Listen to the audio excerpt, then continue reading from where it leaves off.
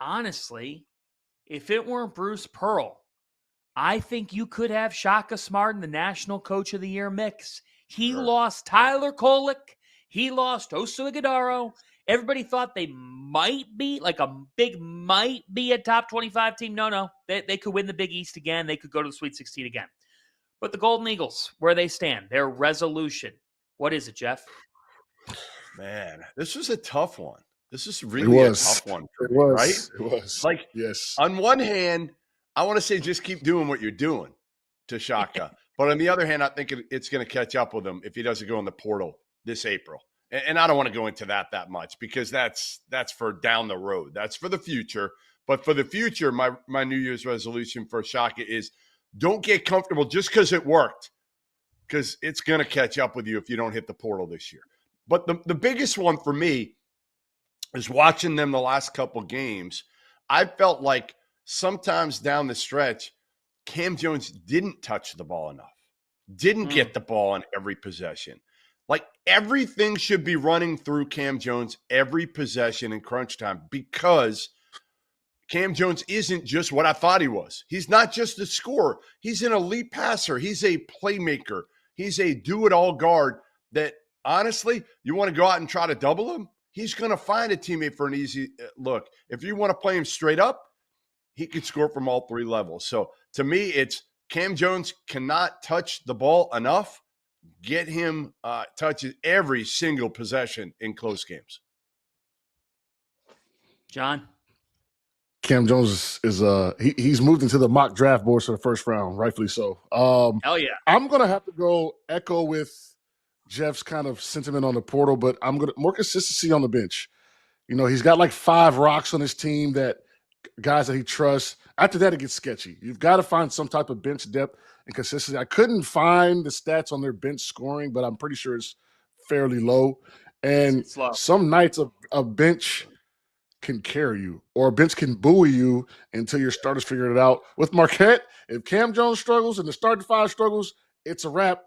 Cancel Christmas, they're going to lose. So as the season goes on, those nights will happen. They've got to find some type of way to have guys off the bench that they can trust for minutes that maybe need to be soaked up when the starters are not playing as well.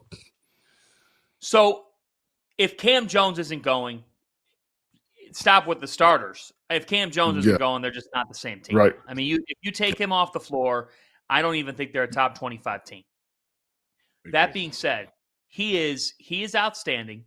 I agree with you on the bench. I think it's important. Royce Parham and Demarius Owens, 2 versatile freshmen. It's important for them to just get going a little bit more in the new year and supply something. They're going to get a reinforcement with Sean Jones. Remember Sean Jones, the small little guard who's got this engine, that good vibe. He defends, he's scrappy, he's up the floor. There's a nice addition for them. But another resolution is this. David Joplin, I love how hard you play. Shot economize. You're 30% from 3. He could shoot them in a game. He could sometimes shoot them out of a game. It's important to manage those situations in close games. And in the NCAA tournament against NC State, they could not hit the side of a barn. And honestly, what we didn't know it then, but like NC State ended up beating Duke. Like that was a Marquette team that still played them pretty well despite having an awful shooting night. But I think Joplin's shot economizing, how Jones figures into this is an interesting tweak. But I'm going to leave with this because Jeff, you started this Marquette segment by saying keep doing what you're doing this season in the big picture on the portal. I agree with you. They're going to have to portal. But I just read a story this morning. It just got dropped. Ben Steele put out a story at the Journal Sentinel. Marquette's best players here before the team left for Christmas. So they're leaders. Packaged together NIL money of theirs and gave it to their walk-ons. Love it. I mean, we saw do that. have to say, this morning. we do have to say, and John, I've heard Jeff enough on this, but Jeff, you always give great thoughts on it. But John, I think you could say this. Shaka has found the perfect program for him. Like it's between VCU. Texas is this football school, huge brand. There's always expectations. They don't win to the same degree in basketball. Like, John, it just feels like Marquette and Shaka. What a program fit.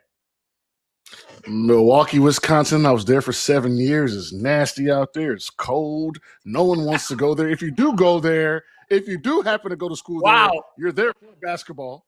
That's it. And so it fits his profile.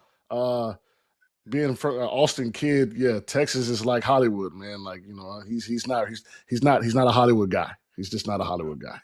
No, he's a Midwest guy. That's what he is. Yep. He's a Midwest guy. He fits. He never fit in Austin. And he recruited the wrong guys for him when he went to Texas. That was the biggest thing. He recruited guys that really didn't fit the way, not the style necessarily, because a lot of those kids actually fit his style of going up and down.